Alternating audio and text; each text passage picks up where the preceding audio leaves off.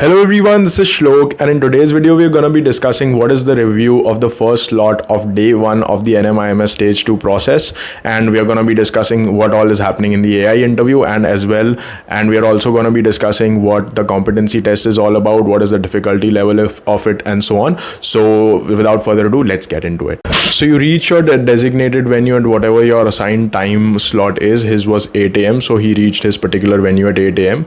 and then you have to show your particular documents whichever they've mentioned in the call letter, and I think the call letter and the scorecard were the two important documents that he mentioned.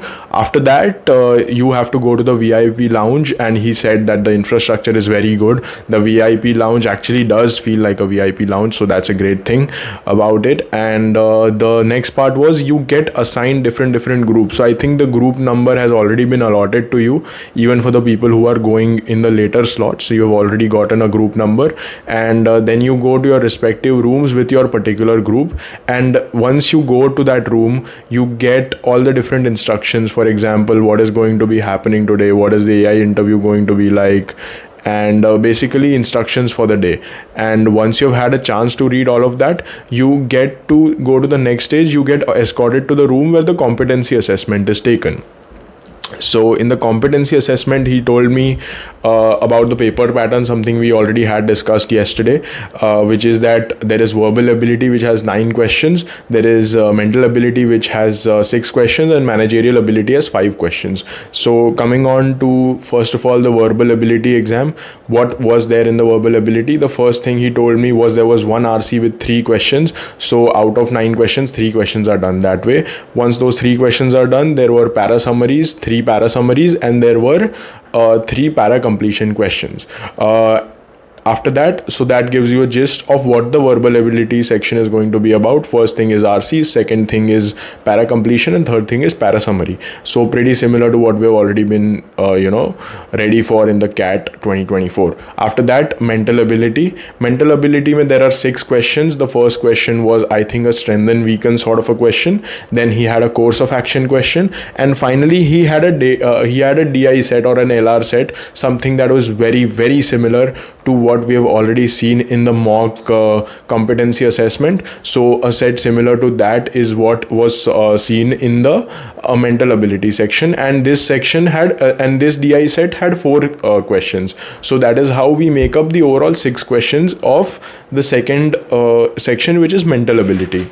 After that, coming on to the third section, which was managerial ability, it had 5 questions, and in these 5 questions you get different managerial scenarios. And I asked him, as soon as I heard him say about this, that there are different managerial scenarios, I asked him, is it similar to that decision making? And he was quick to point out that it is slightly easier than that, or maybe much easier than that. So I can't really disclose what kind of situations he got, but I'm sure you'll find out sooner or later. But you'll basically be getting business situations, and you'll have to choose what kind of situation fits best for this particular scenario. So that's a little bit about the competency test. Yeah, on the overall, how difficult was it? He said the questions were pretty straightforward. There is nothing to worry about, and he even got done earlier. He got done 7 to 8 minutes early than the designated time. So that's a really interesting part about this particular exam. So I don't think we have much to worry about when it comes to the competency assessment. The next thing I specifically asked him was quant. Was there any quant in the competency test? And he said there was no kinds of quant whatsoever. So no kind of modern math, averages, vagera, ratios, etc. is not there.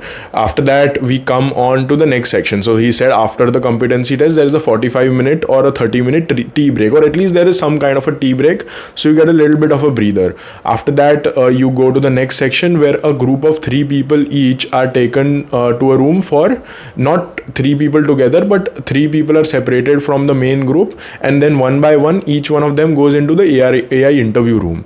And now we come on to the AI interview experience. So he goes inside the room for the AI interview, and how does the AI interview go? So one very important thing is the AI interview is going to last for 12 minutes. I don't think it's gonna last for 30 minutes. He told me it was 12 minutes, and the number of questions are dependent upon it's not that the number of questions are going to be fixed like we were anticipating. There will be 3 or 4 questions only.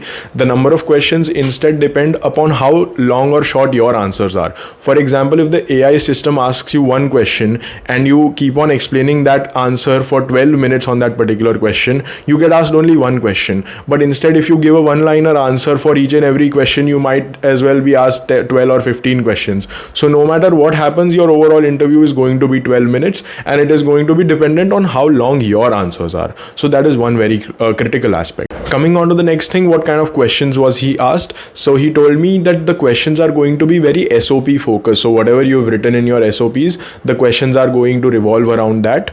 And that I think is one very critical aspect. He was not asked about any current affairs, but one of his peers was asked about current affairs, and in a way that is very related to his profile. For example, he was from an accounting and finance profile. So they asked you, how would you connect accounting and finance with climate change? So that was a very tricky situation to deal with. That happened to one of his peers. Him specifically, he had certain questions that revolved around, I'll just take a look, I'll just read and tell you what it was about. Yeah, the question that he was asked is what you learned from a challenging situation in your professional life and how you handled it. Then he was asked what kind of skills you have gained during your graduation when you graduated from a certain university. And that is, I think, 2 questions that he recalled at the back of his mind that he told me. And then afterwards, a personal interviewer was also there, a human panelist was also there, and he asked him 2 questions, that what are your short-term and long-term goals? Why did he not choose to join the Big Four? So that was something that the human panelist also asked. So this confirms something that we had already probably known, that there is going to be an AI plus a human panelist. So this is something about the AI interview part. One more interview transcripts I just read. Someone was asked, what are your views on the latest event that is happening, which is the emergence of the Chinese AI LLM model, which is DeepSeek. So he was also asked about that. So I think current affairs is back in the game. We have to very well be brushed up on current affairs. Let's look at the next part. When did he reach and when did he get out? He reached at 8 a.m. He got out at 10:30, so 2.5 hours he was done. But he also gave me a caveat that he was one of the first ones to get there, so that's why he got done earlier also. But worst case, if you reach at 8, you will get done by 12:30. So 4.5 hours is the most that you can, assume that this process is gonna take. So overall, it was well handled. And one of the other transcripts I've read, I cannot assure this with 100% credibility, but they said that each one of those slots contains about 100 people. So with that, you can estimate how many people are probably in the stage 2 particular part of the assessment. So that's a little bit that I have gotten to know so far about the NMIMS stage 2 from the first slot of the first day. And if you want more such updates, I would appreciate if you can subscribe and stay tuned for more.